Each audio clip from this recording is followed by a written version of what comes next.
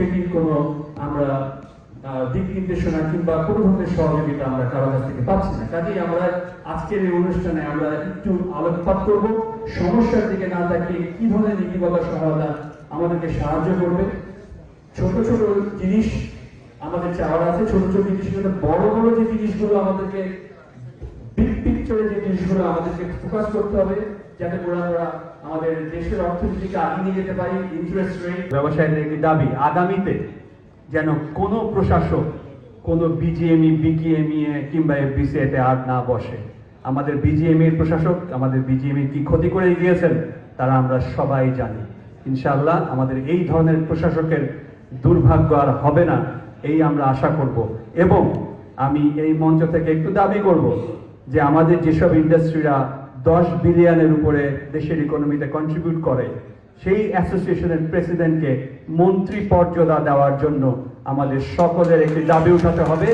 আমাদের সামনে সেক্রেটারিরা, আমাদের প্রেসিডেন্টের সামনে সেক্রেটারিরা বসে থাকবে, চেয়ার ছেড়ে দাঁড়াবে না, এটা হতে পারে না। কাজে আমাদের presidents need the dignity of a minister. So আমরা সেই মিনিস্টারের দাবি আমরা করব আজকে এখান থেকে।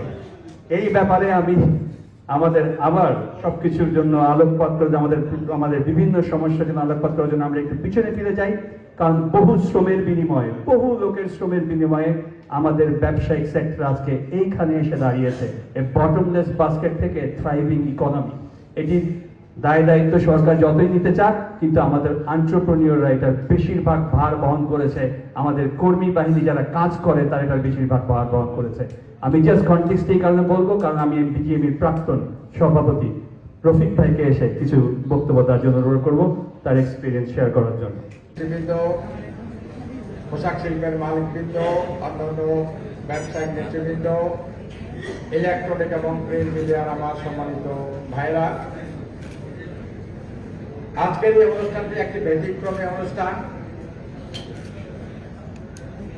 আমি একটা কথা দিয়ে আমার এই ব্যক্তিগত জীবনের অনুভূতি এবং আমার ব্যবসা এবং রাজনীতির কথাটি বলতে চাই।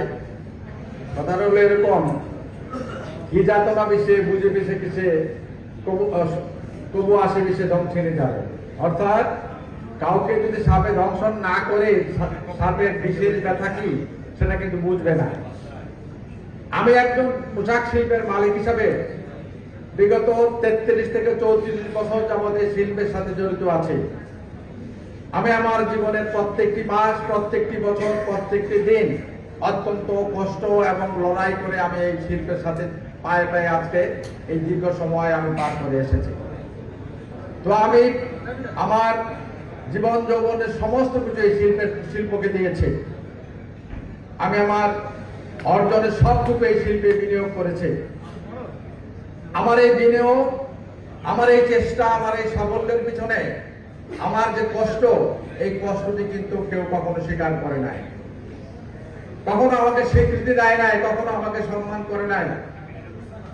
মিডিয়ার ভাইদের কাছে আমি বলতে চাই, আপনারা নিশ্চয়ই বাংলাদেশের মানুষ, আপনাদের নিশ্চয়ই মনে আছে আমরা এই পোশাক শিল্পের মালিকরা শুধু নয়, বাংলাদেশের সমস্ত নাগরিক এই বাংলাদেশে রাজনৈতিক আন্দোলনের শিকার আমরা কি নিষ্ঠুরভাবে নির্মমভাবে হয়েছি। 174 দিনের টানা আন্দোলনে এই বাংলাদেশের পোশাক শিল্প তার অস্তিত্ব সংকটে পড়েছিল। এই সংকট কাটিয়ে আমরা কিন্তু যারা বেঁচে আছি ওই 174 দিনের সেই রাজনৈতিক টানা আন্দোলনের কারণে অনেক পোশাক শিল্পের মালিক এই শিল্প থেকে বিদায় হয়েছে, তারা সেই শিল্পকে ধরে রাখতে পারে নাই। তা আজকে আমি এই কথাটুকুই বলবো যে এই শিল্প বলেন, পোশাক শিল্প বলেন, যে কোনো শিল্পই বলেন, এই শিল্পের জন্য একটা সহায়ক পরিবেশ দরকার। সেই পরিবেশটি কখনো আমরা পাই নাই। আমরা একটা প্রতিকূল রাজনৈতিক অবস্থার মধ্যেই এই শিল্পকে তিলে তিলে গড়ে উঠেছি। আজকে বিলিয়ন ডলারের রপ্তানিকারক এই পোশাক শিল্প, তার সাথে টেক্সটাইল শিল্প আছে। টেক্সটাইল এবং গার্মেন্টস এই দুইটা পাশাপাশি রেল লাইনের মতো চলতে হয়। টেক্সটাইল যদি কাপড় না বানায়, সুতা না বানায়, তাহলে গার্মেন্ট কি দিয়ে আপনি বানাবেন? সুতরাং আজকে টেক্সটাইলের নেতারাও আমাদের সাথে আছেন, গার্মেন্টসে আমরা যারা এক্সপোর্ট করে আমরাও আছি। তাই প্রিয় নেতৃবৃন্দ, আজকের যে অনুষ্ঠানটি বিভিন্ন দিক নিয়ে আমরা আজকাল আলোচনা করেছি। আমি খুব সংক্ষেপে আমার ব্যক্তিগত অনুভূতির কথা আমি বললাম। আমি আরো একটি কথা বলতে চাই যে আজকে যে গার্মেন্টস শিল্পের যে আজকের এই উন্নতি, বিলিয়ন ডলারের রপ্তানিকারক এই শিল্প, আমার মনে আছে শহীদ জিয়া এই যখন ক্ষমতায় ছিলেন তার সময়ে প্যারিস গার্মেন্টস আর আরেকটি গার্মেন্টস ছিল দেশ গার্মেন্টস, রিয়াজ ভাইয়ের এবং হুমায়ুন ভাইয়ের এই প্যারিস গার্মেন্টস এবং দেশ গার্মেন্টস, এই দুইটা গার্মেন্টস ওই সময় শহীদ জিয়া যখন রাষ্ট্রনায়ক ছিলেন, প্রেসিডেন্ট ছিলেন, সেই সময় পোশাক শিল্পের যাত্রা শুরু হয়। এই পোশাক শিল্প ধীরে ধীরে আস্তে আস্তে বাড়তে থাকে। শহীদ জিয়ার পরে খালেদা জিয়া যখন সরকার গঠন করে, বাণিজ্য মন্ত্রী যখন আমির খসরু মাহমুদ ছিলেন, তখন আমরা এই সরকারি নীতি সহায়তা আমরা পেতে থাকি। আমাদের বিজিএমই কে ইউডি ইস্যু করার ক্ষমতা দেওয়া হয়, যেটা আগে সরকারের কাছে ছিল। এইভাবেই সরকারের নীতি সহায়তা পেয়ে আস্তে আস্তে পোশাক শিল্পের সরকারের সহায়তা পেয়ে আমরা আজকে এত বড় শিল্প আমরা এগিয়ে নিতে পেরেছি। তাই আজকে আমি মনে করি রাজনৈতিক সহায়তা আমাদের দরকার, কিন্তু রাজনৈতিক সহায়তার নামে যদি দুর্বৃত্তায়ন করা হয়, এই সময়কে সুযোগকে যদি ব্যক্তিগত কারণে ব্যবহার করা হয়, সেটা কিন্তু কখনোই আমরা সমর্থন করি না। আমরা সমর্থন করি আমাদের পলিসি দিয়ে সাপোর্ট করতে হবে, নীতি সহায়তা দিতে হবে যাতে শিল্পের বিকাশ হয়। শিল্পের বিকাশের জন্য সরকারের সহযোগিতা আমরা চাই। তাই আজকে আমি বলবো, আজকে যে অনুষ্ঠানটি আমরা করতেছি, এই অনুষ্ঠানের আয়োজক কফিলউদ্দিন একজন নিবেদিত প্রাণ রাজনৈতিক নেতা, রাজনৈতিক কর্মী। আমি তাকে বলবো, আপনি বিজিএমইর পরিচালক হিসেবে কাজ করেন নাই, কিন্তু বিজিএমই কে সাপোর্ট দেওয়ার জন্য, এই শিল্পকে রক্ষা করার জন্য যখনই প্রয়োজন হয়েছে তখনই আপনি আমাদের এই শিল্পের পাশে দাঁড়িয়েছেন। আপনি একজন নিবেদিত প্রাণ রাজনৈতিক কর্মী, এই এলাকার মানুষকে সংগঠিত করে বিজিএমইর প্রয়োজনে, এই শিল্পের প্রয়োজনে রাস্তায় নেমেছেন। আমি মনে করি আপনাকে যদি দায়িত্ব দেওয়া হয়, আপনি দায়িত্ব পালনের একজন যোগ্য নেতা। তাই আজকের এই আয়োজকরা প্রত্যেকেই আপনার প্রশংসা করেছেন। আমি আমাদের জাতীয়তাবাদী দলের কাছে প্রার্থনা করব, আবেদন করব, আপনার মতো একজন যোগ্য মানুষকে যদি দল মনোনীত করে এই এলাকার মানুষের উন্নয়ন, আমাদের শিল্পের স্বার্থ রক্ষা সবকিছুতে আপনি কাজ করতে পারবেন, সেই কাজটি আপনি করবেন। আমি মনে করি সেটাই আমি প্রত্যাশা করি। আমাদের বিজেপির বর্তমান সভাপতি উচ্চকক্ষের কথা বলেছেন, আমি তার এই প্রস্তাবকে সমর্থন করি। তার সাথে সাথে একটা কথা শুধু বলতে চাই, আমরা যেন ভবিষ্যতে আবার যে সুযোগই পাই না কেন, ওই সুযোগে যেন আবার আমরা ওরকম অতীতের মতো দরবেশ পয়দা না করি। যেই দরবেশরা এই দেশের মানুষের ব্যবসায়ীদেরকে কলঙ্কিত করেছে, দেশ থেকে হাজার হাজার কোটি টাকা বিদেশে পাচার করেছে, ওরকম দরবেশ যেন আবার এই রাজনৈতিক ছত্রছায়া তৈরি না হয়। আমরা স্বচ্ছতা চাই, পরিচ্ছন্নতা চাই, আমরা একটি গণতান্ত্রিক নির্বাচিত সরকার চাই, যে সরকার এই দেশের মানুষের ভোটের অধিকার দিবে, মানুষকে কথা বলার অধিকার দিবে, মানুষকে ব্যবসা বাণিজ্য পরিচালনা করার সুষ্ঠু একটা পরিবেশ দিবে, আমাদের নীতি সহায়তা দিয়ে সাহায্য করবে। সেরকম একটি সরকার আমরা চাই, যে সরকার জনগণের সরাসরি ভোটে নির্বাচিত হবে। তাই আজকে মঞ্চে উপবিষ্ট নেতৃবৃন্দ অনেক সুন্দর সুন্দর কথা বলেছেন। আজকেই যেন এই কথাগুলি শেষ না হয়ে যায়, ভবিষ্যতে যেন আমাদের যে কোনো সংকটে, যে কোনো সমস্যায় আবার আমরা একসাথে হয়ে আমাদের সমস্যাগুলি দেশের মানুষের সামনে তুলে ধরতে পারি, জাতির সামনে তুলে ধরতে পারি। যেই সরকারই আসুক, প্রত্যেকটি সরকারকেই যেন আমরা বুঝাতে পারি আমরা মানুষকে কর্মসংস্থান করেছি, আমরা বৈদেশিক মুদ্রা অর্জন করি, আমাদেরকে নীতি সহায়তা দিতে হবে, আমাদের কথা শুনতে হবে, আমাদের সমস্যা সমাধান করতে হবে। যখন এই সমস্যা আসবে আমরা ঐক্যবদ্ধভাবে সেই সমস্যা সমাধান করার জন্য কাজ করব। এই কথা বলে আজকে কফিলউদ্দিনের সর্বাঙ্গীন সাফল্য এবং সার্থকতা কামনা করে তার আগামী যে পথ চলা যেন সহজ হয়, সুন্দর হয়, সেই প্রত্যাশা করে আজকে তারা এখানে এসেছেন।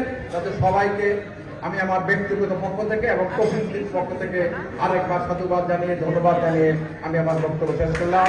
আল্লাহ হাফেজ, বাংলাদেশ জিন্দাবাদ। আজকে এর মধ্য দিয়ে অনুষ্ঠানের সমাপ্তি ঘোষণা করলাম। আমরা যদি বলি যে লাস্ট 3 মাস ধরে আমাদের নেগেটিভ গ্রোথ হচ্ছে এক্সপোর্টের, এবং এটার সাথে সবাই ইম্প্যাক্টেড অলরেডি। এখানে প্রাইমারি টেক্সটাইল, যেখানে সুতা, স্পিনিং, উইভিং থেকে মিটিং আছে, এর সাথে আমাদের packaging, accessories, printing, buying house, সব অ্যাসোসিয়েশন থেকেই কিন্তু ইভেন বিকিএমএ সব অ্যাসোসিয়েশন থেকে কথাগুলো বলা হয়েছে যে আমরা কি সমস্যা ফেস করছি, এবং আমাদের বিজিবি প্রেসিডেন্ট সমস্ত চ্যালেঞ্জগুলো কি সেগুলো ভালো করে উল্লেখ করেছে, এবং এগুলো আমাদের যে চ্যালেঞ্জগুলো ফেস করছি সেগুলো নিয়ে আমরা কথা বলছি।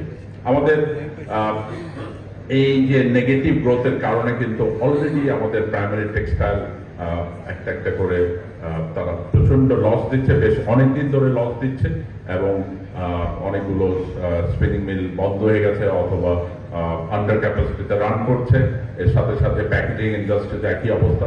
এভাবে যদি কন্টিনিউ করে ভবিষ্যতে কিন্তু আমরা যে গার্মেন্টস সেক্টরে যে সাপ্লাই চেইনটা এই গত বেশ কয়েক বছর ধরে যে একটা সেলফ সাফিসিয়েন্ট, আমাদের যে ব্যাকওয়ার্ড লিঙ্কেজ যে গ্রো করেছে সেটা কিন্তু মুখ থুবড়ে পড়বে, এবং আগামীতে এই যে যখন একটা ভালো সিচুয়েশনও হবে তখন কিন্তু আমরা ব্যাকওয়ার্ড লিঙ্কেজ থেকে সেই সাপোর্টগুলো আমরা পাবো না, এবং আমরা কিন্তু এক্সপোর্টে কম্পিটিটিভনেস হারাবো। আমাদের একটা বড় চ্যালেঞ্জ, আমি বেশ সব পয়েন্টগুলো আলোচনা হয়েছে, আমি 2-3টা জিনিস আমি একটু জাস্ট রিপিট করব। আমাদের কস্ট অফ প্রোডাকশন বেড়ে গেছে, আরো বাড়ছে। আমাদের কস্ট অফ ফান্ড অনেক বেড়ে গেছে, বিকজ আপনারা যদি দেখেন যে আমাদের আগে একটা প্রিশিপমেন্ট একটা ফান্ড ছিল যেটা 3.5%, পরবর্তীতে 5%, সেটা এই বছরের মে মাস থেকে বন্ধ হয়ে গেছে। 5%-এ একটা 5,000 কোটি টাকার রিভলভিং একটা ফান্ড ছিল, সেটা বন্ধ হয়ে গেছে। আমাদের প্যাকিং ক্রেডিট যেটা আমরা 7% ইন্টারেস্টে আমরা পেতাম সেটাও বন্ধ হয়ে গেছে। ইন্টারেস্টের একটা সময় আমাদের সিঙ্গেল ডিজিটে এসেছিল 9%, এখন কিন্তু একদিকে এই ফান্ডগুলো বন্ধ হয়ে গেছে যেটা আমরা 5%-এ পেতাম, 7%-এ পেতাম, আরেকদিকে ইন্টারেস্ট রেট চলে গেছে 13, 14, 15%। সুতরাং কস্ট অফ ফান্ড বেড়ে গেছে, প্রোডাকশন কস্ট বেড়ে গেছে, এবং আমরা আলটিমেটলি কম্পিটিশন থেকে দূরে গেছে। আমাদের যে নেগেটিভ গ্রোথটা লাস্ট 3 মাস ধরে হচ্ছে, এবং একটু আগে সম্মানিত আমাদের বিজেপি প্রেসিডেন্ট বললেন নভেম্বরও একই জিনিস। আমার কাছে মনে হয় শুধু নভেম্বর না, আরো কয়েক মাস হয়তো যে অবস্থায় আমরা আছি এই নেগেটিভ গ্রোথ থাকবে, এবং সেটার কারণে কিন্তু আমাদের বিজনেসের অবস্থা আরো খারাপ হবে। এইটা আমাদেরকে ইমিডিয়েটলি দেখা দরকার, এবং সেই জিনিসগুলো নিয়ে কিন্তু আলোচনা হয়েছে। এই ক্লাবের একজন সভাপতি হিসেবে আমার বিভিন্ন পেশা, বিভিন্ন বিজনেস অর্গানাইজেশনের মালিকদের সাথে, বিভিন্ন অ্যাসোসিয়েশনের প্রেসিডেন্টের সাথে বসা হয়, তাদের থেকে আমি অনেক ফিডব্যাক পাই। আমি 2-4টি জাস্ট কথা শেয়ার না করলেই না, শুধু টেক্সটাইল এবং গার্মেন্টসে আমাদের পরিবার অনেক দিন ধরেই আছে, কিন্তু তার বাইরে আমি যদি কথা বলতে চাই, আজকে আপনারা দেখলেন দিস ইজ নভেম্বর, বাট এর মধ্যে 2বার কারেন্ট চলে গেল। আমরা দিন দিন কোথায় আগাবো, আমরা কিন্তু পিছাচ্ছি। আজকে নভেম্বর মাসে যদি দুপুরবেলা কারেন্ট যায়, this is really sad for us. এবং যেখানে আমাদের এগুলোর অনেক সলিউশন আছে। আমি ইনভেস্টরদের ব্যাপারে রাসেল ভাই একটা কথা বললেন যে আমরা বাইরে থেকে ইনভেস্টর আনছি, তারা যাওয়ার আগে দিয়ে ইনভেস্টমেন্ট চলে যাচ্ছে। যাবে না কেন? ইনভেস্টররা বাংলাদেশে আসছে, তারা বিলিয়ন ডলার্স ইনভেস্ট করতে চায় অন সোলার পাওয়ার, বাট আমরা একটা সোলার পাওয়ারকেও এনকারেজ করিনি, যেখানে বিদেশিরা তাদের টাকা এনে বিনিয়োগ করেও তারা তাদের পারমিশন পাচ্ছে না। সোলার হলে তো আমাদের কষ্ট কমে যেত, তাহলে আমাদের প্রতিটা ইন্ডাস্ট্রি আমাদের অনেক কস্টিং কমে যেত বিকজ অফ সোলার পাওয়ার। তারপর আমি আপনাকে বলি রিগার্ডিং আমরা চামড়া শিল্পের সাথে জড়িত, আমার পরিবার বিগত 40 বছর যাবত চামড়া শিল্পের সাথে জড়িত। আজকে 15-20 বছর যাবত আমরা শিফট করেছি, আমরা একটা নতুন জায়গায় গেছি, কিন্তু ওখানে একটা সিটিপি, বিকজ আমলাতান্ত্রিক জটিলতার কারণে এমন কোম্পানিকে দিয়ে সিটিপি বানানো হয়েছে যেই সিটিপি পলিউশন লেভেলটাকে বাইরের রিটেলার অ্যাকসেপ্ট করে না। দ্যাট মিনস আমাদের চামড়া শিল্প আজকে ধ্বংস। আজকে দেখেন 15-20 বছর আগেও আপনি কোরবানি চামড়া 2000 টাকা বেচতে পারতেন, আজকে 500 টাকা কেউ কোরবানি চামড়া নেয় না। কারণটা কি? আমরা ছিলাম র, লেদার এবং ওয়েট ব্লুতে। আজকে থেকে 40 বছর আগে, মাঝখানে আমরা কিন্তু অনেক উন্নতি করেছিলাম। আমার মনে আছে 20 বছর আগে we were the major manufacturer of finish leather, যেখান থেকে আমাদের জুতা এবং ব্যাগের চামড়াগুলো অনেক হাই প্রাইসে করা হতো। কিন্তু এখন আমরা আবার সেই র চামড়া হয় বিদেশে চলে যাচ্ছে পাচার হয়ে, নাহলে ওয়েট ব্লু বা প্লাস্টিকের মাধ্যমে কম দামে আমরা এক্সপোর্ট করছি। We are losing a lot of foreign currency. তো এগুলো নিয়ে কথা বলবে কারা? আমলারা, আমাদের আমলারা। কিন্তু আমাদের আমলাতান্ত্রিক জটিলতার কারণে ওনারা কিভাবে বুঝবেন আমাদের কষ্ট? ওনারা কি আমাদের কষ্ট বুঝবেন? ওনারা কি কখনো রিস্ক নিয়েছেন? আজকে আপনারা যারা ব্যবসায়ী বৃন্দ, নিজের বাসা বাড়ি মর্টগেজ দিয়ে নিজেদের প্রতিটা সঞ্চয়কে আপনারা ইনভেস্ট করেছেন। কয়জন আমলারা বুঝবে যে এই রিস্ক দিয়ে নিজের টাকা যদি ফেরত না আসে কষ্টটা কোথায়? আজকে আমাদের ব্যবসায়ীদেরকে বলা হয় পদে পদে বিভিন্ন জায়গায়, আমরা যখন কোনো ফোরামে মিটিং এ যাই আমাদেরকে পিছিয়ে দেওয়া হয়। আমাদেরকে বলা হয় আপনারা ব্যবসা করতে এসছেন কেন? আপনারা আমরা কি এটা ডিজার্ভ করি যেখানে আজকে ব্যবসায়ীরা পুরা দেশের ইকোনমিতে এত বড় কন্ট্রিবিউশন, আমাদের ব্যবসায়ীদেরকে কেন আমরা বা সেক্রেটারিয়েট থেকে বিভিন্ন পলিসিতে আমরা জন্য যাই আমাদেরকে পিছিয়ে দেওয়া হয়? তারপর আরেকটা ছোট্ট কথা, আজকে আমাদের অনেক বন্ধু বান্ধবের ফ্যাক্টরিতে যদি কোনো কারণে আল্লাহ না করুক অ্যাক্সিডেন্টের কারণে আগুন ধরে বা ধরেছে, তাদের পিছনে কিরকম হ্যারাসমেন্ট। কেউ কি নিজের বাড়িতে নিজের ফ্যাক্টরিতে ইচ্ছা করে আগুন দেয়? কিন্তু আগুন দেওয়ার পর হ্যারাসমেন্টটা কোথায়?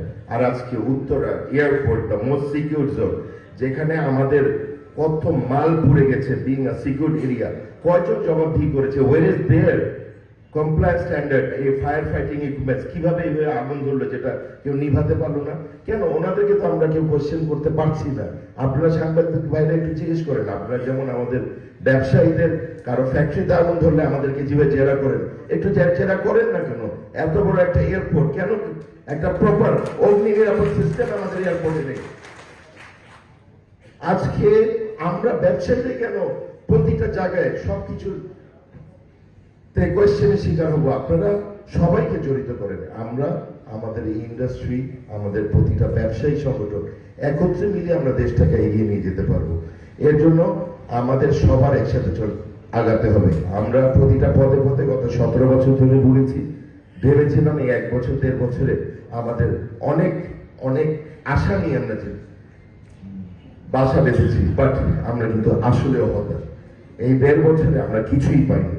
আমরা চাই একটা বলিষ্ঠ নেতৃত্ব, আমরা চাই একটা নির্বাচিত সরকার। আজকে আমাদের মঞ্চে দুজন আমার এই ক্লাবের পাস্ট প্রেসিডেন্ট, উনি মনোনয়ন পেয়েছেন, সেই সাথে আমাদের বিজিএম এর প্রেসিডেন্ট বাবু ভাই মনোনয়ন পেয়েছেন, আমাদের এই ক্লাবের মেম্বার।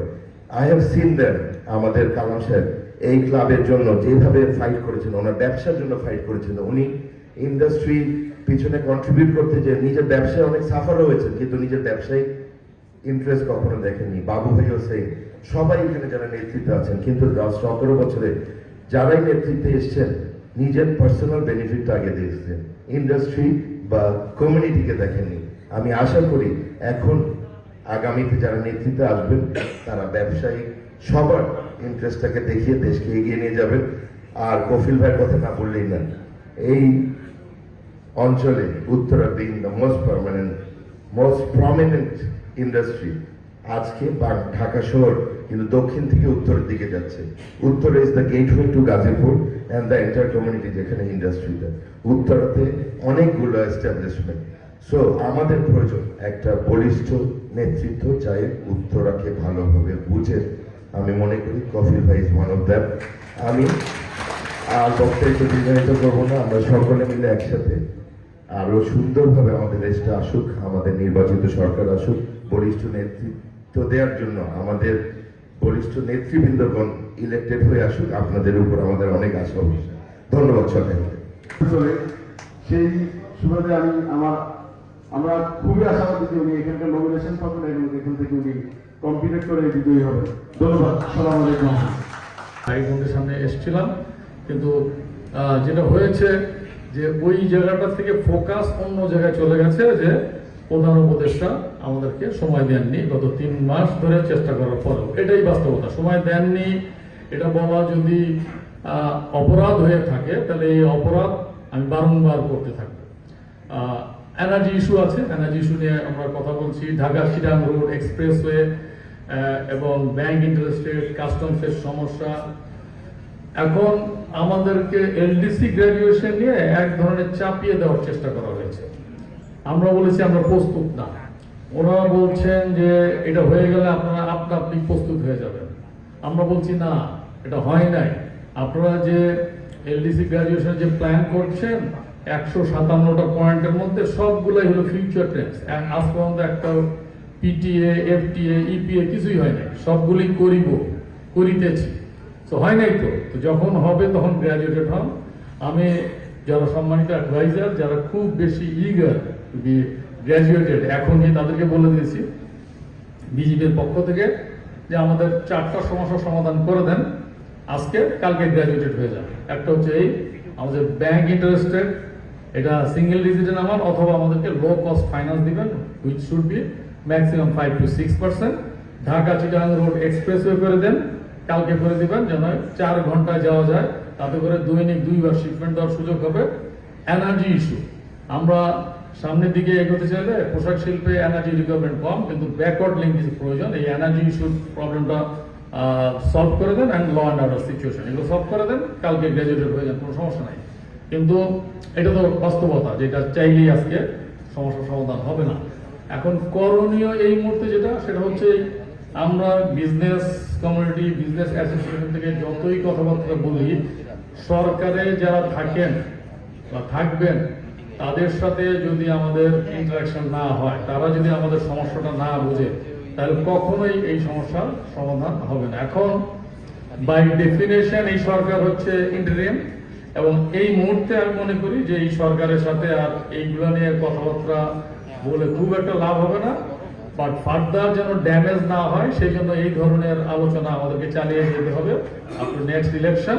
আমি মনে করি একটা ভালো ইলেকশন করা এই সরকারের এখন অন্যতম প্রধান দায়িত্ব। সাথে সাথে ল অ্যান্ড অর্ডার সিচুয়েশন যেন ভালো থাকে, কারণ ল অ্যান্ড অর্ডার সিচুয়েশন যদি ভালো না হয়, একটু আগে আমাদের বাইং হাউস অ্যাসোসিয়েশনের প্রেসিডেন্ট বলে গেলেন যে বায়াররা আসতে চাচ্ছেন না এবং কনসার্ন জানাচ্ছেন। প্রতি 5 বছর অন্তর অন্তর যে ইলেকশনটা হয়, সেই সময় বায়ার একটা পজিশন নেন অর্ডার কম প্লেস করার জন্য, কিন্তু এইবারে সিচুয়েশনটা একটু ভিন্ন, বায়াররা বিট কনসার্ন অ্যান্ড প্যানিক।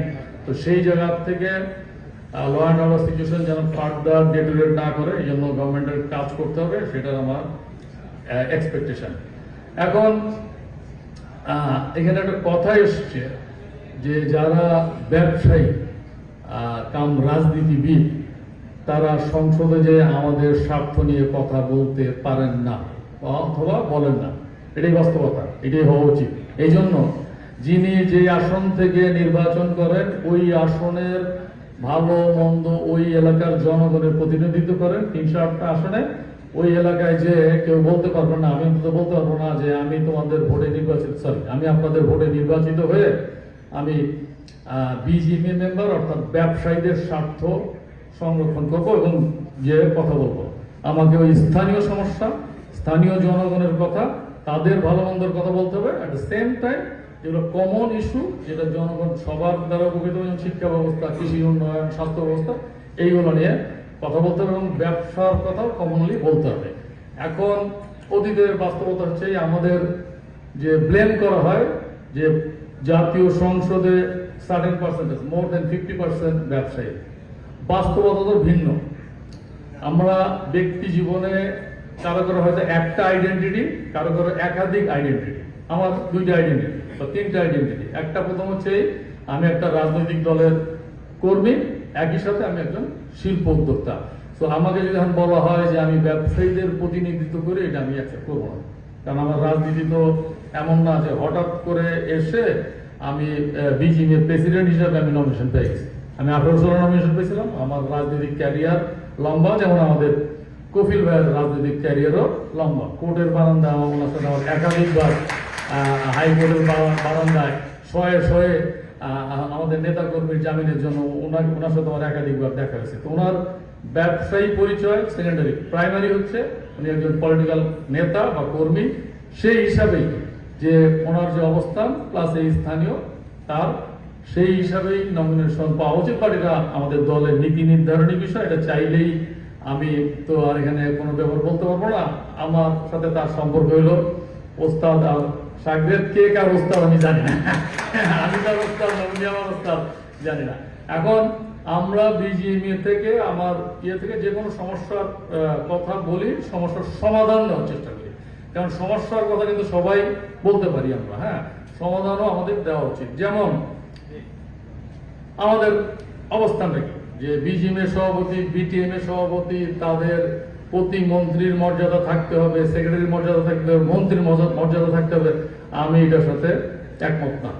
আমি একমত যে প্রতিটা শিল্পোদ্যোক্তা এবং ব্যবসায়ী ওয়ারেন্ট অফ প্রেসিডেন্স অনুযায়ী তার অবস্থান থাকতে হবে। দরকার নাই ওনাকে বিজিএমএ প্রেসিডেন্ট হতে হবে। যিনি 20,000 লোকের কর্মসংস্থান করেন, যিনি $50 মিলিয়ন এক্সপোর্ট করেন, যিনি হলো বছরে সার্টেন অ্যামাউন্ট অফ ট্যাক্স দেন, সেটা হইতে পারে 2 কোটি 5 কোটি, এই ক্রাইটেরিয়া নির্ধারণ করে অবস্থান ঠিক করতে হবে যে ওয়ারেন্ট অফ প্রেসিডেন্স অনুযায়ী আমার অবস্থানটা কি। সেটা হইতে পারে সিনিয়র সেক্রেটারি, সেটা হইতে পারে স্টেট মিনিস্টার, সেটা হইতে পারে মিনিস্টার। সে তার জন্য বিজিএমএ বা বিটিএমএ বা অন্য অ্যাসোসিয়েশনের প্রেসিডেন্ট বা ভাইস প্রেসিডেন্ট হওয়ার প্রয়োজন নাই। এটা নিয়ে আমাদের সাবেক প্রেসিডেন্ট এবং সংসদ সদস্য শফিউল ইসলাম মহিউদ্দিন, আমাদের বড় ভাই, আমাদের নেতা, ওনার সাথে বারংবার কথা হয়েছে। আমরা আশা করব যে আমরা যদি আমি যদি নির্বাচিত হয়ে যেতে পারি, এই কাজটা করে আমি সোচ্চার থাকবো যে বিজনেস কমিউনিটির একটা অবস্থান থাকতে হবে ওয়ারেন্ট অফ প্রেসিডেন্স। সেকেন্ড হচ্ছে যে আমি একটু আগে বলেছি যে আমার এলাকার প্রতিনিধি হিসেবে আমি ব্যবসার কথা বলতে পারবো না। তাহলে ব্যবসায়িক কমিউনিটির কথা কারা বলবে? নতুন বাংলাদেশে যেটা আসবে সেটা হচ্ছে এই সংসদের নিম্নকক্ষ এবং উচ্চ কক্ষ। আমাদের দাবি হওয়া উচিত যে উচ্চ কক্ষে যে 100টা সিট, সেই 100টা সিটের মধ্যে অন্তত 10 জনকে দেওয়া উচিত শিল্প উদ্যোক্তা এবং বিজনেস কমিউনিটি। তাতে করে হবে কি, আপনাকে কেউ ব্লেম দিতে পারবে না, এবং ওনারা যেহেতু যাবেন আমাদের প্রতিনিধি হিসেবে, ওনাদেরকে আমাদের কথা বলতে হবে। সেটার ক্ষেত্রে সেটা যদি আমরা স্ট্যান্ড করতে পারি, তাহলে আমরা মনে করি যে আমাদের স্বার্থ সংরক্ষিত হবে, এবং আমাদের স্বার্থ সংরক্ষিত হওয়া মানে দেশের অর্থনীতির উন্নয়ন। আবার হচ্ছে আমাদের এই রিপ্রেজেন্টেটিভ পলিসি মেকিং এ আমাদেরকে রাখা হয় না। এটাই হলো সবচেয়ে স্যাড পার্ট, যে এই যে এলডিসি গ্র্যাজুয়েশন নিয়ে 157টা পয়েন্ট তৈরি করেছে, কখনোই আমাদের ইনভলভ করা হয় না। আগামী দিনের যে ব্যবসা বাড়ার জন্য কি কি করতে হবে কখনোই রাখা হয় না। শুধুমাত্র বাজেটের আগে বিভিন্ন অ্যাসোসিয়েশনকে ডাকা হয় তাদের মতামত নেওয়ার জন্য। আমি 100% শিওর এটা জাস্ট সিম্পলি আই ওয়াশ, ওই মতামতটা নেয়, এমনকি ওই রুমের থেকে বের হয়ে যাওয়ার আগেই সম্ভবত এটা ওয়াশ বক্সে ফেলে দেয়। এটাই হলো বাস্তবতা। সুতরাং আমাদের এই প্রতিনিধিত্ব বা আমাদের অবস্থান পরিষ্কার করার জন্য আমাদেরকে সার্বিকভাবে চেষ্টা করতে হবে, এবং সেটার জন্য আমাদের আপার হাউসের প্রতিনিধিত্ব দাবি করতে হবে। আমি নিম্নমুখী ধারা নিয়ে শেষ কথা বলে আমার বক্তব্য শেষ করব। আগস্ট সেপ্টেম্বরে নিম্নমুখী হয়েছে, এটা আমরা জাস্টিফাই করতে পারতেছি। এই জন্য করতে পারতেছি যে জুলাই মাসে আমাদের কিন্তু গ্রোথ ছিল মোর দ্যান 24-25%। সেটা হয়েছিল ইউএস ট্যারিফের কারণে। এই এক্সট্রা ট্যারিফটা অ্যাভয়েড করার জন্য প্রচুর গুডস আমরা অ্যাডভান্স শিপমেন্ট করেছি, সেটার ইম্প্যাক্ট হয়েছে আগস্ট সেপ্টেম্বর। বাট কনসার্নিং হচ্ছে অক্টোবরে এটা নিম্নমুখী হওয়ার কথা না। সুতরাং যে আশঙ্কাটা আমরা করছিলাম ইউএস ট্যারিফের কারণে যে ক্রেতারা তাদের সক্ষমতা হারাচ্ছে অথবা তাদের বাইং ক্যাপাসিটি কমে যাচ্ছে, সেটার ইম্প্যাক্ট, এবং আমরা আশঙ্কা করছি যে নভেম্বরেও এটা থাকবে। সো এটা যদি হয় তাহলে এটা নিয়ে অবশ্যই এই পরবর্তী সরকার আসার আগেই কি পলিসি সাপোর্ট পাওয়া যায় এটা নিয়ে সম্মিলিত হবে, সবগুলো অ্যাসোসিয়েশন কাজ করবে এবং বিজিএমএ এক্ষেত্রে অগ্রণী ভূমিকা পালন করবে। এই আশা ব্যক্ত করে বক্তব্য শেষ করছি। আসসালামু আলাইকুম। আমি মনে করি এটার মধ্যে লিমিটেড থাকি আমরা। মাথা ব্যথা হলে যেরকম আপনার ওষুধ খেতে পারেন, প্যারাসিটামল, সব সমস্যারই সমাধান আছে। কিন্তু আপনি কতটুকু প্রস্তুত, আপনি মানসিকভাবে কতটুকু রেডি যে আমি সমাধান করতে চাই। সরকারের কাছে এমন কোনো প্রতিশ্রুতি বা উদ্যোগ আমি এখন পর্যন্ত দেখতে পাচ্ছি না। আমরা $4 বিলিয়ন ইম্পোর্ট করি, যেটাকে কনভার্ট করার পরে $8 বিলিয়ন হয়ে যায়। এই যে 8 বিলিয়ন করলাম, এই 4 বিলিয়ন অতিরিক্ত কিন্তু আমার ডলার সাশ্রয় হচ্ছে, কর্মসংস্থান হচ্ছে, ভ্যালুয়েশন হচ্ছে, এটা আমাদের দেশের জন্য ভালো, উপকার বয়ে আনে। এখন আমরা সেখান থেকে পিছিয়ে যাচ্ছি, কারণ ইন্ডিয়া এমন এমন প্রণোদনা দিচ্ছে যেখানে তারা 30 সেন্ট কমে বাংলাদেশে ডাম্পিং করে। ওদের কিন্তু আমাদের একটা মেরে ফেলতে একটা ড্রোন পাঠানোর দরকার হবে না, ওই 30 সেন্টই যথেষ্ট। এখন এই 30 সেন্টকে ডিফেন্ড করতে গেলে আমার খালি 10 সেন্ট বা 15 সেন্ট হলেই চলে, যেটা করসপন্ডেন্ট করে মাত্র $800 মিলিয়ন, নট ইভেন $1 বিলিয়ন। তো এই টাকাটা কত বড় আপনাদেরকে একটু বোঝানোর চেষ্টা করি, আসলে কত বড়। এই সাম্প্রতিককালে ব্যাংকগুলোকে 30,000 কোটি টাকা দেওয়া হয়েছে এই ব্যাংকগুলোকে উত্তরণ করার জন্য, বিপদ মুক্ত করার জন্য। কিন্তু যারা ডিপোজিটার বা গ্রাহক তারা কিন্তু 1 টাকাও পায় নাই। এটা কোথায় জানি হারিয়ে গেল। তার মানে কি, যারা চুরি করছে তাদেরকে আপনি ভর্তুকি দিচ্ছেন, ব্যবসায়ীদের দেন নাই। কিন্তু এখন কি করছেন, মার্জার করতেছেন। আপনারা ব্যাংকের আইন জানেন কিনা আমি জানি না, একটা পরিবারের 3টার বেশি সদস্য একটা ব্যাংকের মালিক হতে পারবে না বা বোর্ডে যেতে পারবে না। তাইলে 8টা ব্যাংক কিভাবে একটা পরিবার দখল করলো? সে অ্যাডমিনিস্ট্রেটর বসাইছে, শেয়ার কিনছে বিয়ে নামে। এখন আপনি তাকে ধরবেন করতে, শেয়ারগুলো তো তাদের নামে নাই। এখন মার্জার করে ওদেরকে আবার ফাইন্যান্সিং করছেন, চোরদেরকে করছেন, নতুন টাকা ভরে ইনজেক্ট করছে। তাইলে জিনিসটা দাঁড়াইলোটা কি? সরকার চোরদেরকে রিফাইন্যান্স করছে, আর আমরা ব্যবসায়ীরা ক্রমশ সক্ষমতা হারিয়ে ফেলছি। ওখানেও আবার হাজার হাজার কোটি টাকা ঢুকবে। তো পুনর্জীবিত হচ্ছে চোররা, আর আমরা যারা প্রকৃতপক্ষে ব্যবসা করি আমরা কিন্তু প্রতিনিয়ত আমাদের কর্মসংস্থান হারাচ্ছি। এই যে প্রণোদনার কথাটা আমি বললাম, আপনার এনার্জি মিনিস্টার বলল আমার কাছে এই বিল আসছে, ওই বিল আসছে, টোটাল হচ্ছে 45,000 কোটি টাকা, আমি সব না করে দিয়েছি। কেন? এগুলো কোনোটাই যুক্তিযুক্ত না, এবং ঠিকই বলেছেন, যথাযথ বলেছেন। তো 45,000 কোটি টাকা যদি আমাদেরকে ইনজেক্ট করে, আগামী 10 বছরও আমরা এই টাকা তুলে দিতে পারবো, কর্মসংস্থান করতে পারবো, 50 মিলিয়ন ক্রস করবো। কিন্তু এই আপনারা তো কথা কথায় বলেন প্রতি বছরে 18 থেকে 20 বিলিয়ন ডলার লুটিং হয়েছে। তো এখন তার হচ্ছে না আপনাদের কথা অনুযায়ী। যদি এখন না হয়ে থাকে, তার 10% আপনি ইনজেক্ট করেন না ব্যবসাতে, সেটা করছেন না কেন? আপনারা করছেন স্টানবাজি। বিদেশি ইনভেস্টরদেরকে প্লেন ভর্তি করে নিয়ে আসে, ওরা প্লেনে ওঠার আগেই দেখে যায় যে গ্যাসের দাম 100% বেড়ে গেছে, এই দেশে কি ইনভেস্ট করবেন? আরে ওরা প্লেনে উঠে পরে করবেন না। মানে there is no coordination। এখন যেটা দেখতে পাচ্ছি, সাম্প্রতিককালে যে তথ্যগুলো আমার কাছে এসেছে, এই যে বিভিন্ন পোর্ট, বন্দর, মেগা প্রজেক্ট সবই বিদেশিদের কাছে দিয়ে দেওয়া হবে, দেওয়া হোক, আমার কোনো আপত্তি নাই ম্যানেজমেন্টের। কিন্তু আপনার যাচাই বাছাই প্রক্রিয়াতে থাকতে হবে। সবই আনসলিসিটেড হচ্ছে, গোপনে হচ্ছে। তাইলে এই সরকারও তো একটা ব্যবসা করে যাচ্ছে যা মনে হচ্ছে, এবং এগুলো এক একটা 20 বছর, 30 বছর, 50 বছরের চুক্তি, চাইলে ওগুলো থেকে বেরিয়ে আসতে পারবেন। এবং ফার্স্ট রাইট অফ রিফিউজাল তাদেরই থাকবে যখন আপনি রিনিউ হবে। এবং এগুলো তথ্যগুলো আসবে, খুব সাম্প্রতিককালে আসবে এবং আসতেছে। একদিনে 3 মন্ত্রণালয় থেকে একটা প্রপোজাল পাস হয়, এত দ্রুত তারা। আর আমরা যখন ওনাদের সাথে দেখা করতে যাই, তখন ওনারা ব্যস্ত। আপনার মিটিং করেন না মন্ত্রণালয়ে গেলে, ভীষণ ব্যস্ত। আর টিম নিয়ে বসে, ফাইল নিয়ে বসে, একজন একজনের সাথে কানে কানে কুসুম কুসুম করতেছে। এরপরে আরেকটা মিটিং আছে, তাড়াতাড়ি শেষ করেন, তাড়াতাড়ি শেষ করেন। আর এই আমরা we contribute 30% of national GDP, আর আমরা একটা অ্যাপয়েন্টমেন্ট পাই না। এই ফাইজলামি নাকি? আপনারা কি মস্কারা মনে করছেন?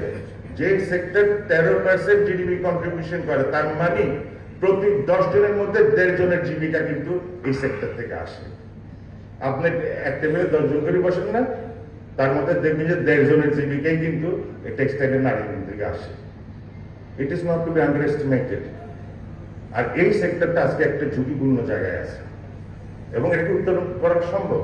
আমাকে যদি সরকার 800 মিলিয়ন দেয়, মানে 1 বিলিয়নও না, ইন্ডিয়ার লাগবে 50 বিলিয়ন আমার সাথে কম্পিট করতে। তো আমার এই অল্প টাকার জন্য আমি কেন আমার ব্যবসাটা হারাচ্ছি বা পার্শ্ববর্তী দেশের কাছে তুলে দিচ্ছি? এনারা তো কিছুদিন পরে চলে যাবে, কিন্তু ওনাদের আমরা ছাড়বো না, আমি বলে রাখলাম। ওনাদেরকেও অ্যাকাউন্টেবল হতে হবে।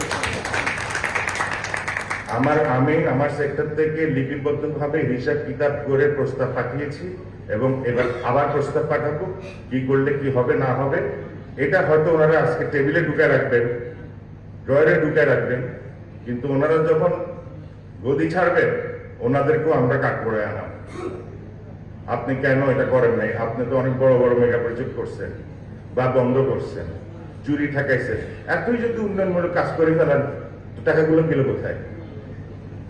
আমাকে বিপদগ্রস্ত করে বারবার আমাদের উপরে ট্যাক্সের বোঝা, টার্নওভার ট্যাক্স এটা বাড়াইলো, 2% তুলার উপরে দিল। মনে হয় যেন রেডিমেড সুতা নিয়ে আসলে আমার জন্য বেটার, ডিউটি ফ্রি। এটা কেমন পলিসি? রিভার্স, মানে আমি প্রমোট করতেছি আরেক দেশের পণ্যকে, তারপরে এখন আমাদেরকে 37% কর্পোরেট ট্যাক্স ধরা দেবে। বাড়াচ্ছে, খালি বাড়াচ্ছে, নতুন ইন্ডাস্ট্রিতে করতে পারে না। আমি এই মুহূর্তে আমাদের আর একজন যিনি অলরেডি বিএনপির হয়ে নির্বাচন করবার জন্য প্রস্তুতি নিচ্ছেন এবং আমাদের গার্মেন্ট শিল্পের একজন বড় ব্যবসায়ী এবং আমাদের গার্মেন্ট শিল্পের প্রতীকী আমাদের কালাম ভাইকে মঞ্চে এসে কিছু বলবার জন্য অনুরোধ জানাচ্ছি। কালাম ভাই।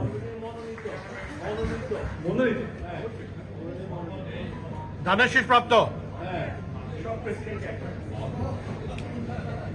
বিসমিল্লাহির রহমানির রহিম। উপস্থিত আজকের এই মত বিনিময় সভার সম্মানিত সভাপতি, উপস্থিত আছেন ডিজিএমই এর সভাপতি বাবু ভাই, সাবেক প্রেসিডেন্ট আমাদের রফিক ভাই, ফারুক ভাই, মনির ভাই সহ আমাদের বিটিএমই এর প্রেসিডেন্ট রুবেল আজিজ, রাসেল ভাই এবং উপস্থিত আছেন বাইক হাউস অ্যাসোসিয়েশন এবং অ্যাসোসিয়েশনের প্রেসিডেন্ট বৃন্দ এবং উপস্থিত এফবিসিআই সহ বিভিন্ন এবং আমাদের বিটিএমইর ভাইস প্রেসিডেন্ট এখানে উপস্থিত আছেন এবং সকল ব্যবসায়ী প্রতিষ্ঠানের নেতৃবৃন্দ, আসসালামু আলাইকুম। আসলে ব্যবসায়ী সংকট তো আমরা যারা এখানে সবাই ব্যবসায়ী, আমরা সবাই জানি যে আমাদের সংকট কি, আজকে আমরা কোন পর্যায়ে আছি।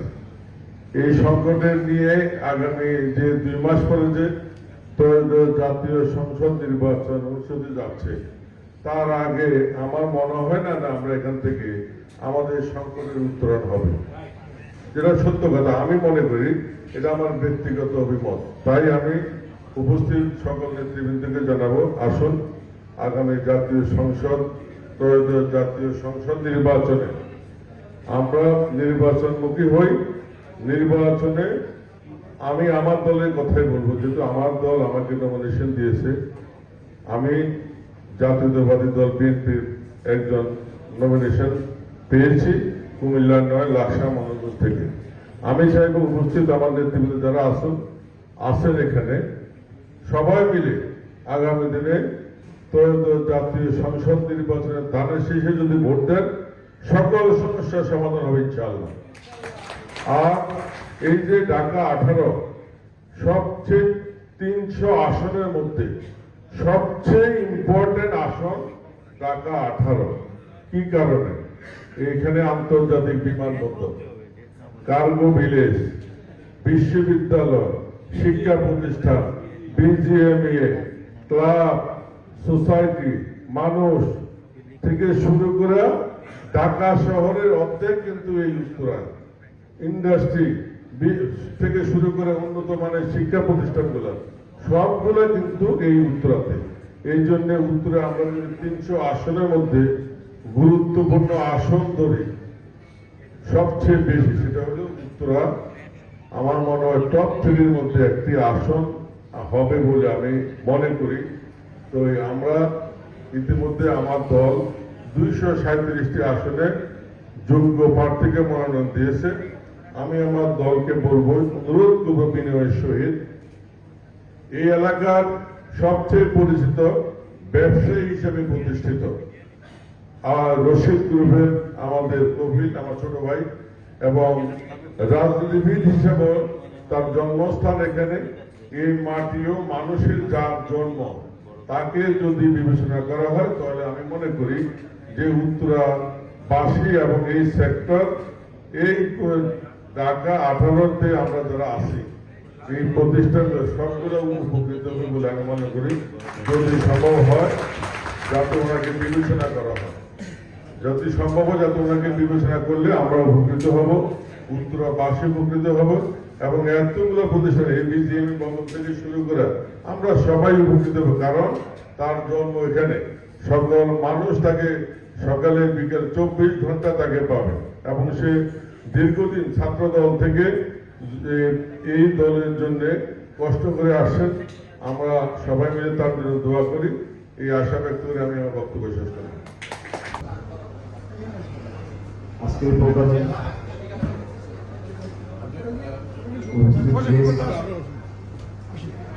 আমার উত্তর ক্লাবের প্রেসিডেন্ট ফয়সাল ভাই, আমার কিরোড়ে থেকে আমি প্রসেস ভাই, টিপু ভাই, আমি মঙ্গল ভাই, এবং তরুণদের মধ্যে আমাদের আজাদ ভাইও ছিল।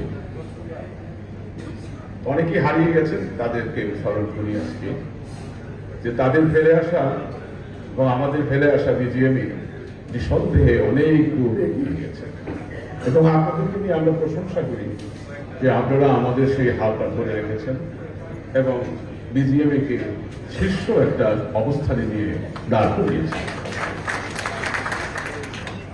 তো আজকে যে বিষয়টা নিয়ে আলোচনা এখানে করতে বসছি, এখন আর সময় নেই এই সরকারের কাছে কোনো কিছু দাবি দেওয়া পেশ করা।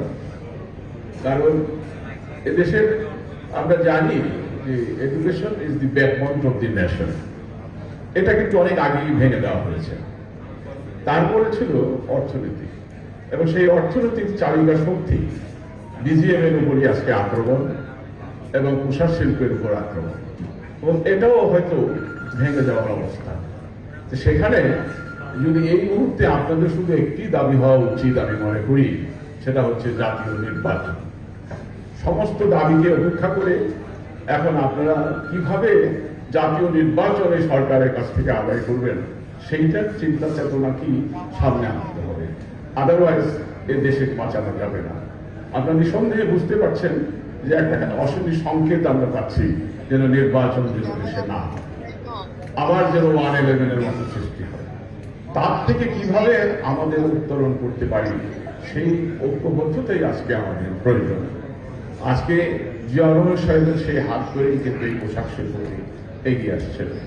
তো সেখানে অনেক স্মৃতি আমাদের মনে পড়ে, কিন্তু সেই স্মৃতি আমরা ধরে রাখতে পারিনি এই বিগত সরকার আমাদেরকে যেভাবে লুণ্ঠন করেছে। পোশাক শিল্পে অনেকেই, এবং বিশেষ করে ব্যবসায়ী অনেকেই কিন্তু সংসদের আসনগুলোতে অলঙ্কৃত করেছিল, কিন্তু কারো কাছ থেকে কিন্তু ব্যবসায়ীরা সেই ব্যবসায়িক স্বার্থ উদ্ধারের চেষ্টা করতে দেখি নেই।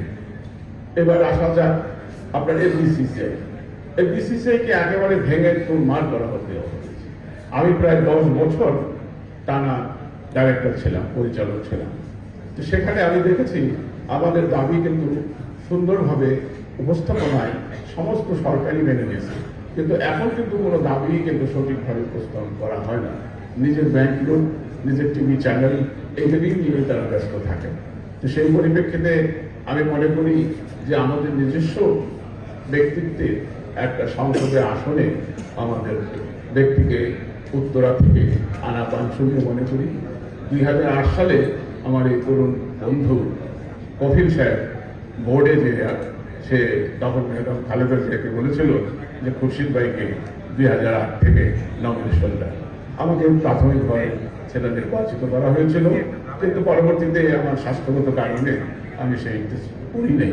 কিন্তু আজকে আমি মনে করি যে কফিল আমাদের যোগ্য প্রার্থী এবং আমরা তাকে নিয়ে সামনে এগিয়ে যাব এবং এইখানে কোনো ভাসমান কাউকে যেন না দেওয়া হয়। এই আসনটি নিঃসন্দেহে খুব প্রশংসনীয় আসন এবং এর মধ্যে ইতিমধ্যেই ব্যাখ্যা করে দিয়েছেন। তো সামনে আশা করব যে আমরা ওনার হাতটাকে শক্তিশালী করার জন্য ব্যবসায়ী সমাজ এগিয়ে আসবে, সেইটা আশা ব্যক্ত করে সবার সুস্বাস্থ্য কামনা করে আমি আমার বক্তব্য শেষ করছি। ধন্যবাদ আমাকে সুযোগ দেওয়ার জন্য। বিজিএমের সভাপতি, নির্বাচিত সভাপতি জনাব মাহমুদুর রহমান খান বাবু ভাই আমাদের মাঝে উপস্থিত আছেন। বিজিএমের সবচেয়ে সফল এবং যিনি তিল তিল করে আজকে বাংলাদেশের এই রপ্তানি খাতকে গড়ে উঠিয়েছেন, জায়ান্ট গ্রুপের সম্মানিত ব্যবস্থাপনা পরিচালক, বিজিএমের সাবেক সভাপতি জনাব ফারুক হাসান আমাদের মাঝে উপস্থিত আছেন। বিটিএমসি বাংলাদেশ টেক্সটাইল মিলস লিমিটেডের নির্বাচিত সভাপতি আমার অত্যন্ত প্রিয় বড় ভাই জনাব রাসেল ভাই আমাদের মাঝে উপস্থিত আছেন। বিজিএমের সাবেক সভাপতি, যার কাছ থেকে আমি বিভিন্ন সময় আমার গার্মেন্টস ব্যবসায় কোনো আইডিয়া ছিল না, আমি অনেক সময় তাকে বিরক্ত করি। ডিজাইন টেক্সের সম্মানিত ডিজাইন গ্রুপের সম্মানিত ব্যবস্থাপনা পরিচালক খন্দকার রফিকুল ইসলাম আমাদের মাঝে উপস্থিত আছেন। এই ক্লাবের সাবেক সভাপতি, চৈতি গ্রুপের ব্যবস্থাপনা পরিচালক, যার সৌভাগ্য হয়েছে আমার বড় ভাই, আমি তার সাথে আপনারা সবাই জানেন তার হৃদয়ের সাথে আমার একটা সম্পর্ক, আমি অনেক কিছু তার সাথে শেয়ার করি, মাঝে মধ্যে উনি আমাকে গালি দেয় এবং আমাকে আদর করেন। সেই সম্মানিত বড় ভাই জনাব আবুল কালাম আমাদের মাঝে উপস্থিত আছেন। বিজিএম এর ভাইস প্রেসিডেন্ট আমার বন্ধু জনাব বিজান উপস্থিত আছেন।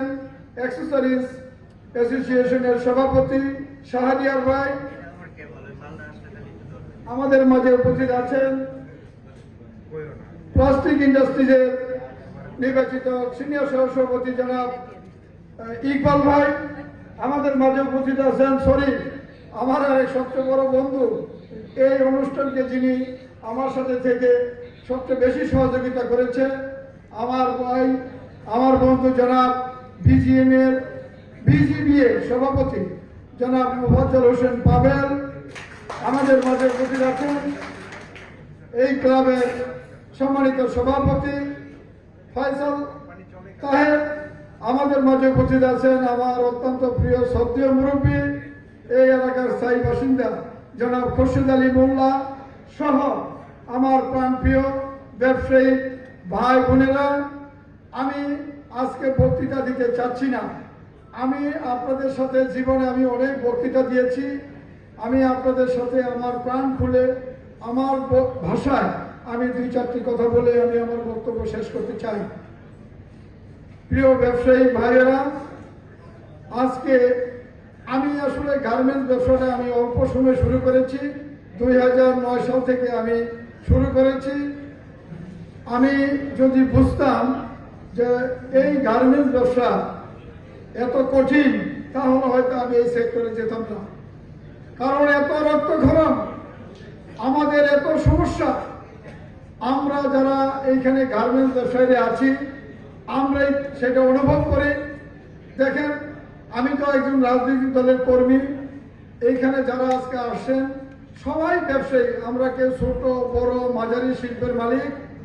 আমি তো রাজনীতি করি, ইচ্ছা যদি করতাম যে পাবলিক এনে এই হল 4টার সময় কিন্তু আমার ক্ষমতা ছিল, আমি আমার লোকজনদেরকে এনে আজকে ব্যবসায় মিটিংয়ে বসাতে পারতাম। কিন্তু আমি একজন নেতা কর্মীকে আমি বলি নাই, এইখানে আমি দাওয়াত করেছি। এই ব্যবসায়ীদের যে আমাদের সংকট, আজকে রপ্তানির মুখী যে প্রতিষ্ঠানগুলো রয়েছে এইখানে যে আমাদের সংকট, গতকালকে আমাদের বিজিএম এর প্রেসিডেন্ট এই এনবিআর এর সাথে উনি দীর্ঘ সময় লম্বা বৈঠকও করেছেন। কার সাথে করেছেন? এই দেশের অর্থনীতিতে যারা আমরা এই এক্সপোর্টার, আমরা এই রেমিটেন্স, আপনারা জানেন বাংলাদেশের শতকরা 84% রেভিনিউস কিন্তু আমরাই এই দেশে আমরা আনি, এটার আমরাই দাবিদার।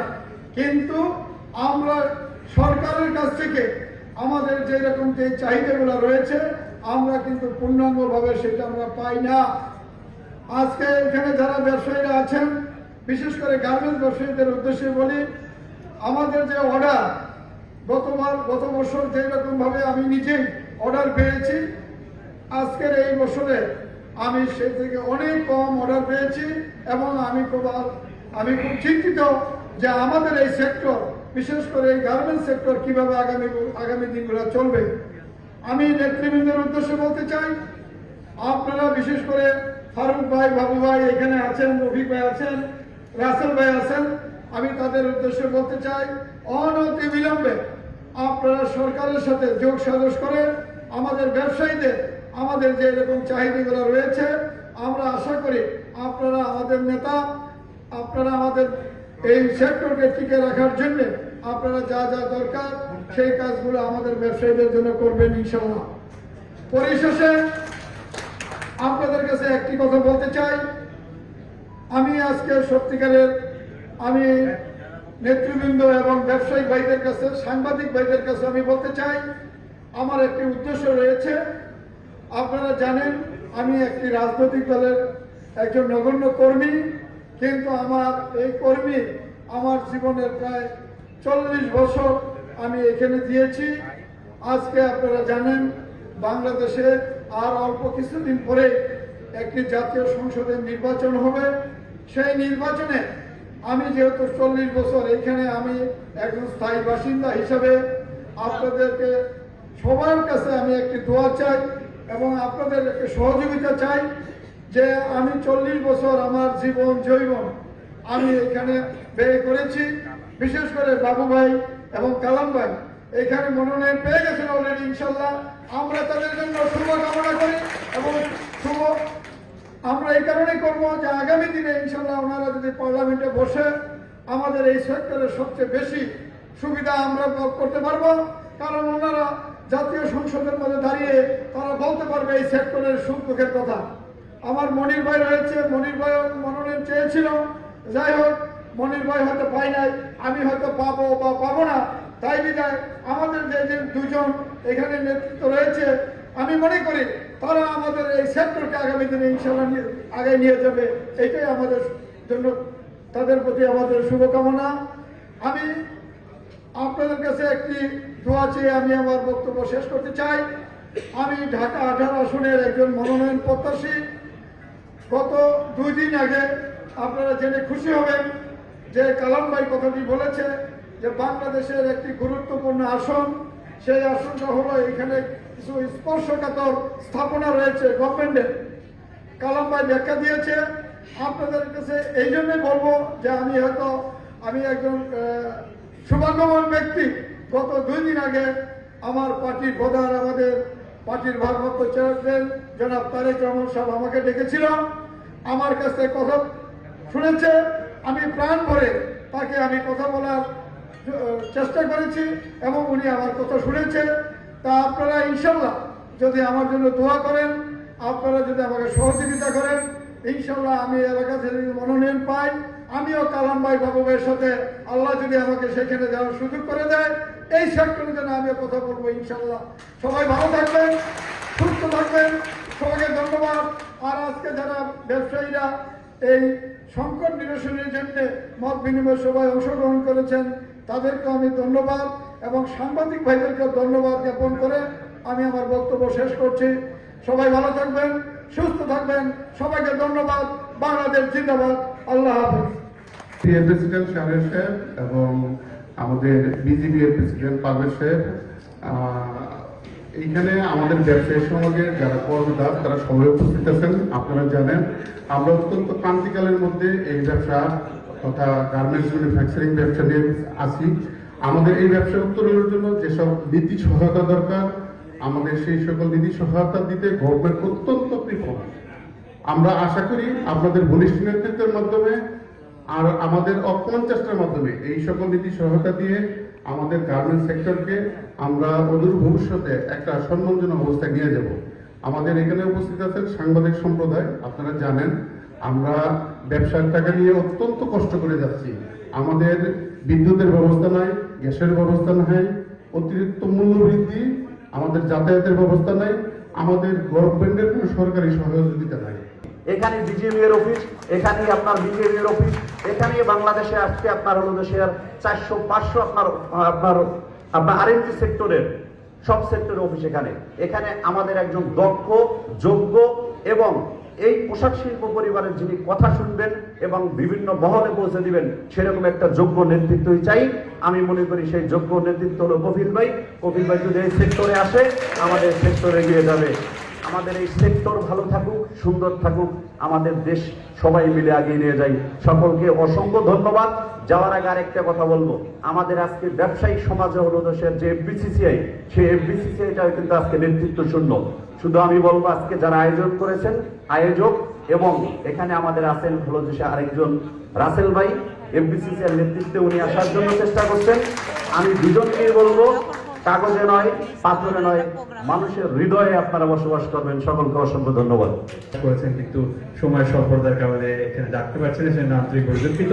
কিন্তু আমি এই মুহূর্তে আমাদের একজন অত্যন্ত অভিজ্ঞ আমাদের একজন অভিভাবক শেখ আব্দুল সালাম চাচাকে একটু এসে বক্তব্য দেওয়া। Thank you brother.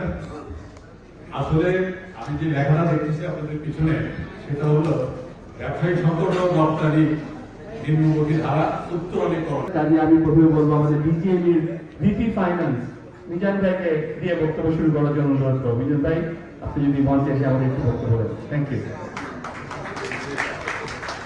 আমার মনে হয় আমাদের